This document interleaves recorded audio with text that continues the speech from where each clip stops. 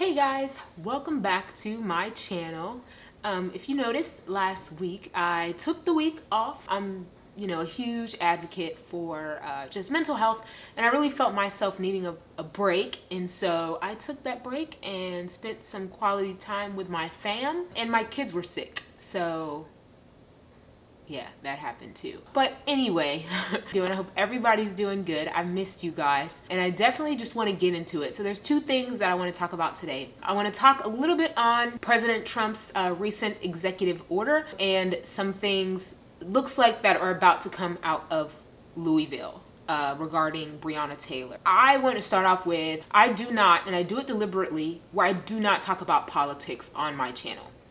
The reason I don't involve politics on my YouTube channel is because I think sometimes people just think that Black lives or things involving race relations are an agenda that's pushed by political parties. That we or people that care about Black lives, people that care about the systemic oppression that really got us here, they think that it's connected or tied to politics.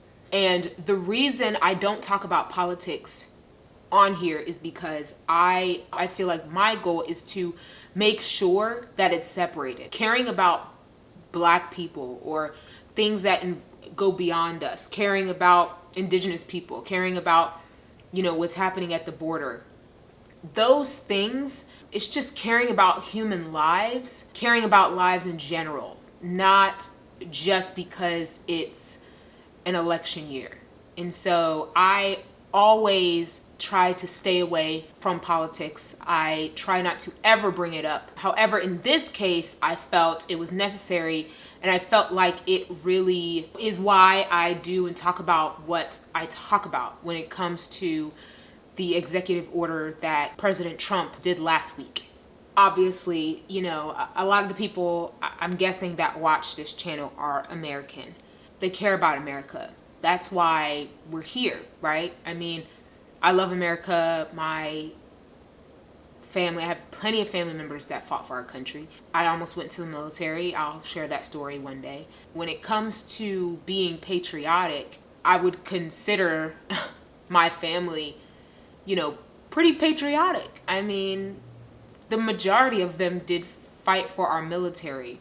President Trump's push for patriotic education, what his push was for, was to award a grant to support the development of a pro-American curriculum that celebrates the truth about our nation's history. So he called the 1619 Project, which is founded around learning about the arrival of the first enslaved Africans. He called that toxic propaganda, which is why I feel this is so important. I'm going to put some links in the description box in regards to the executive order. But I would say this, me as a Black woman growing up in America, I know a lot of people are just like, it's not a big deal, but let me take you for a walk in my shoes. I go to school. I don't learn about the history of my history, in its totality, our history. So all the good and the bad, learning about the enslaved Africans. It's just kind of like, slavery was bad, but then we freed them. Yay! Well, the civil rights, that movement, segregation was bad. But then we had Martin Luther King Jr. Yay! Well, it talks about these things that were bad, but then everything was fine. That's how American history in high school is. Like, yeah, I know that people were whipped, enslaved, beaten, killed, but all that's better now. But that's all we learn about. That's how we learn about it. To the point where you feel like me, where you grow up and you learn about so many things that you didn't know about, like the Tuskegee syphilis experiment, where for 40 years Black men were being experimented on and lied to by our government and implanted with syphilis, and they were passing that syphilis on. Where you read about, even in Jacksonville, Florida, where I live, I wonder how many people didn't know that something like Lift Every Voice and Sing was it was written in Jacksonville. Or something like Axe Handle Saturday, one of the bloodiest race wars that took place because people were protesting segregation, happened in Jacksonville in a park named after a Confederate soldier. It's odd to me, it's weird to me that it's like you have people upset about taking down Confederate statues and the history that connects it. But it's like, we don't want to share about the ugliness and the darkness of our country. We want to talk about all the good stuff. And I just don't think that's fair, because I think you have so many people like me or my kids that are going to feel like, as Americans, that their, even their history of people that look like them just don't matter. That's hard. I know what it's like. I know what it's like to grow up in a world which is super problematic now, but where you have a Disney princess like Pocahontas, which that, don't even get me started on that. If y'all want to learn more about the indigenous people, please look it up. Find someone indigenous to share with you about their history. Look it up. Ask about books. Learn about it. But Pocahontas was the closest thing that, as a little black girl, I had of a Disney princess that looked like me. There weren't black Barbie dolls. There wasn't any of those things. And I know it seems so small, right? It seems so little. It's like, what's the big deal? It's, just find another doll. But you get told, and this is just a little piece of just how I felt growing up in the entirety of what's happening here, when you diminish the fight of black people in America, and you forget things like, while yes, Dr. Martin Luther King Jr., he fought for equality, and people like to bring him up a lot and share his quotes, but like, you would have hated him. People would have hated him. If he lived today, people would have said he was divisive. Racism is what killed him, right? People would have said he was divisive. People would have said he was the Antichrist. People would have gone on and on and on about how he was a terrible person. But now, because we know his history, we're like, oh, well, look what Dr. Martin Luther King said. Don't judge anyone by the color of their skin, but the content of their character. Not realizing that a lot of us that say those things would have probably hated him, whether we like to admit it or not. That's why I share and talk about Black history, and why I think it's important, because you have things like what President Trump signed to learn more about our nation's history, and calling things that do bring attention to the first enslaved Africans that were Americans. I am American. I should know and learn about the history of people who look like me. I'm American. This is just as much my country as it is anyone who is also American. And I think it's important that I learn the history, whether it's good or bad. I think it's important that all of us learn the history. I think that's what got us in this mess in the first place, is that we've hidden and we've shunned and we've moved aside so much of this history that it's shocking to people to learn about the mistreatment of, let's say, Black people in America. People say, well, slavery ended, but slavery is not.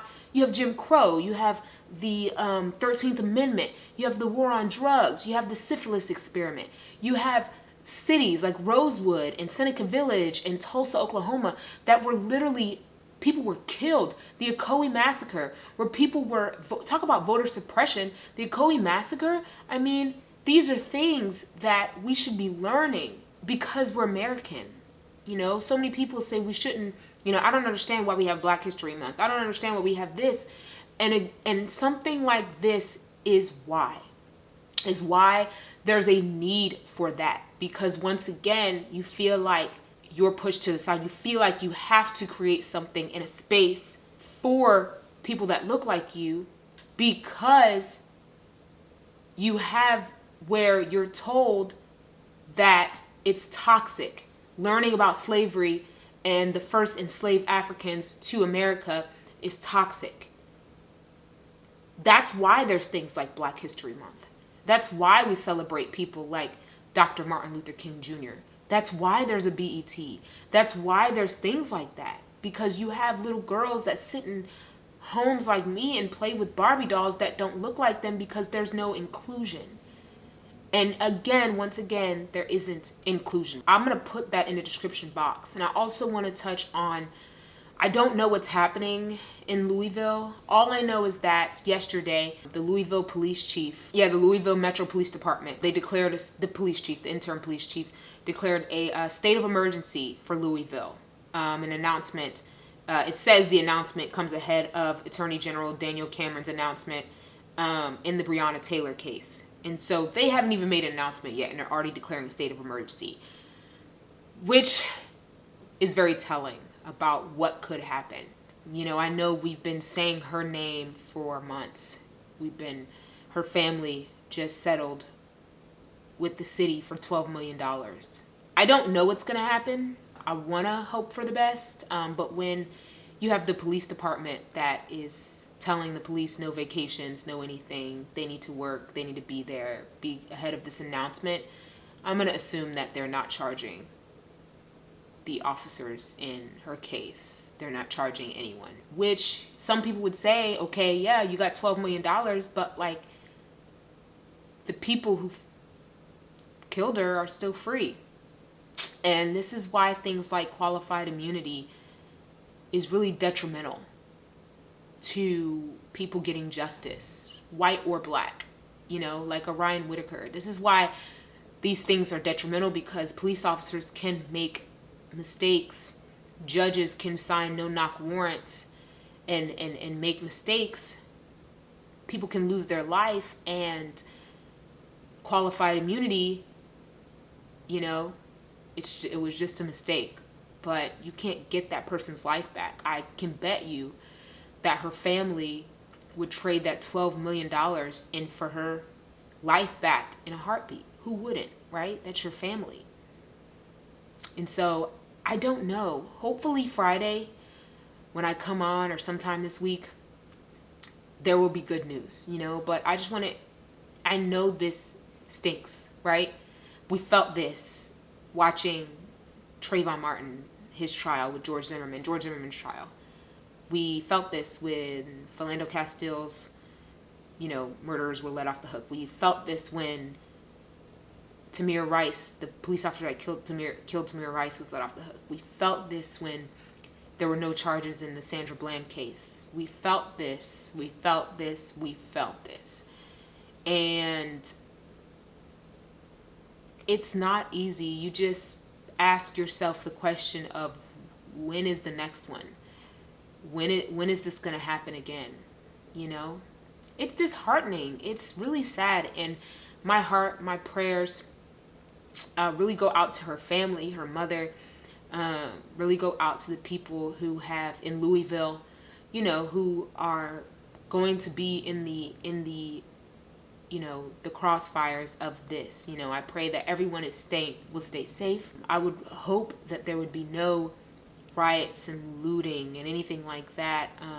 Like I always say, I think it's important to understand that people also take advantage of things like this, situations where some people are going to go out and they're going to just loot and riot just because the attention's on this group of people, and it's going to make you look bad, so why wouldn't I do it? But I just pray that everyone stays safe in Louisville, that, you know, as this news and as this stuff comes out, that we would just keep our head up and keep fighting, that even after November, we would still care about the minorities and the black people, and black lives will still matter after November. They're still going to matter. You know, we still have to fight. We can't stop. I truly believe that this is a tipping point in our society, in our culture, in all aspects, right? Because look, I mean, we're going through this huge pandemic right now. Racial relations is just at an all-time high. And I just really pray that everybody stays safe. And we cannot stop talking. We cannot stop saying what we need to say. We have to keep talking. We have to keep going. We have to keep fighting no matter what happens, no matter what the media tells us, no matter what people tell us, no matter how much is coming against us, we have to keep fighting. We cannot stop. We have to keep going. I love you guys. You're amazing. Stay safe. I'll see you on Friday. Love you guys. Bye.